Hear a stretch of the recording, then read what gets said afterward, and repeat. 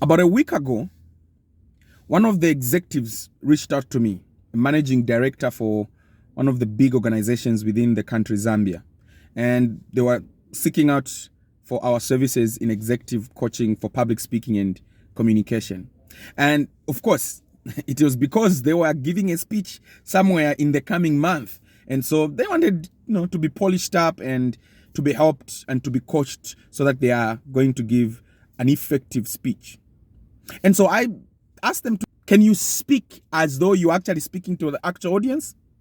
And they started. Good morning, ladies and gentlemen. Thank you so much to the organizers of this particular event. Thank you so much, the audience. Ladies and gentlemen, you look amazing. And I said, sir, you may want to stop there. I said, the first 3 to 7 seconds of you starting to speak are more important than you saying thank you to the organizers. And they're like, why? I said, look, within 3 to 7 seconds, the audience will decide whether they like you or not. And you don't want to waste that by sharing pleasantries. And I'm not saying you shouldn't be grateful. What I'm saying is, it is more important to grab the audience's attention than you thanking everybody else or everyone who made the event possible. And so we took them through the process on how you can effectively start your speech. And let me share with you just one way. Start with a story. And it doesn't even have to be an actual story. It could be a story that you wrote. It could be a story that you heard.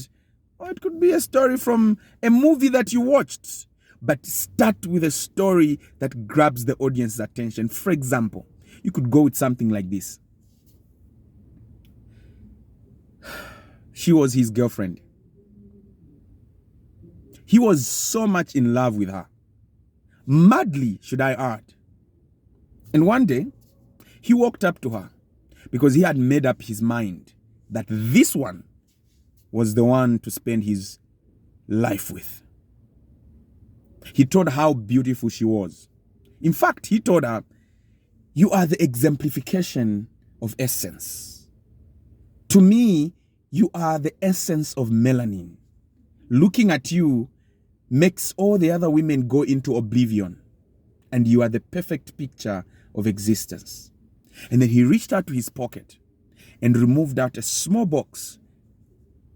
And he went down on his knee and popped the question, will you marry me?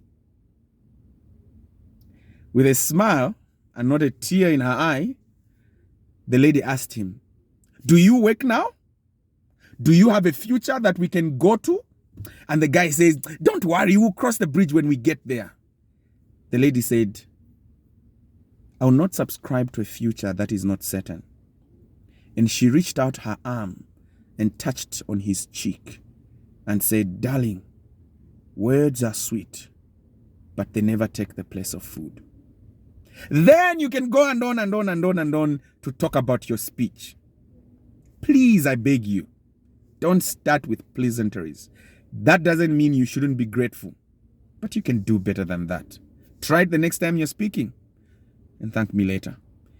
My grandfather's name is Mwonga and my name is Oli.